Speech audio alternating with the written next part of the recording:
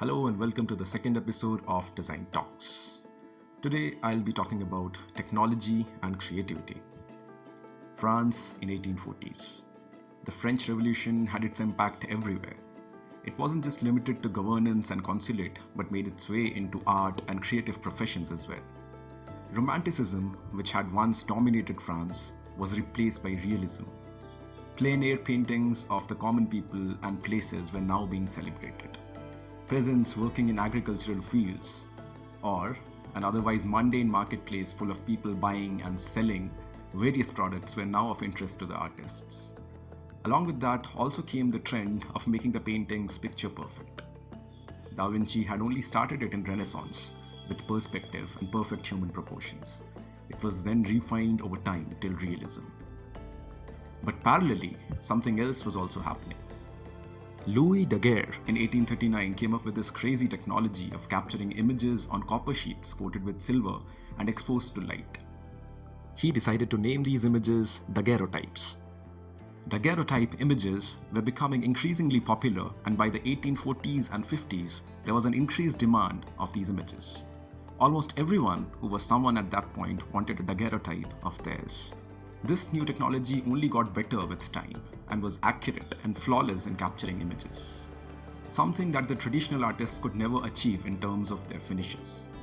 Some creative individuals with rather mediocre representation skills but excellent imagination saw this as an opportunity and took it to click wonderful pictures that are undoubtedly works of art. Another part of the community, which alienated themselves from this technology, knew there was no point competing with this new technology either. So they now start thinking of ways to set themselves apart from the work of the cameras. Cameras are perfect in terms of their representation of the subjects in front of it. What if art is transformed into giving the perfect impression of a place or subject rather than the perfect representation? Humans, after all, do make mistakes. Why not exaggerate and celebrate these mistakes and use it as a line between the work of an artist and a camera? This is exactly what some artists from the 1870s and 80s started doing, which is now known as the Impressionist and Post-Impressionist movement in art. Started by Claude Monet and further perfected by numerous artists like Edgar Degas and Vincent van Gogh. The core characteristics of these paintings were that they were fuzzy and unrefined with an unfinished look, which was often produced using short and quick brush strokes along with vibrant colors. Although the paintings looked unfinished, they gave out the idea or impression about the subject very clearly. The case of Impressionism and Post-Impressionism can be looked upon as one of the best examples of how the creative community responds to the introduction of a new technology. It is also important to understand that the community in discussion here is not just limited to visual and fine artists, but extends all the way to craftsmen and designers. Industrial Revolution and the subsequent initiation of mass manufacturing were perhaps the times when a part of the creative community was threatened like never before. People came up with machines to manufacture articles with a speed never seen before. The same articles that were once intricately handcrafted with a thoughtful act of showcasing art in even the most functional pieces now came with features just enough for it to work properly.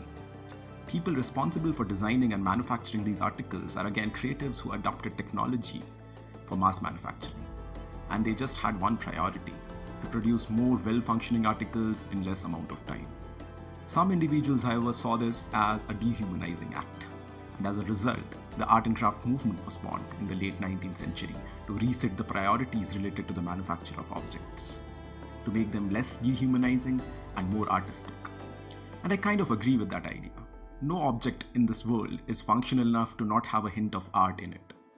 In a world full of reasons to worry about, if art comes up as one reason to make you happy, then why not? Now don't get me wrong, not all creatives choose to revolt against technologies. There have been creatives throughout history who adopted technology as an ally and did wonderful work with it.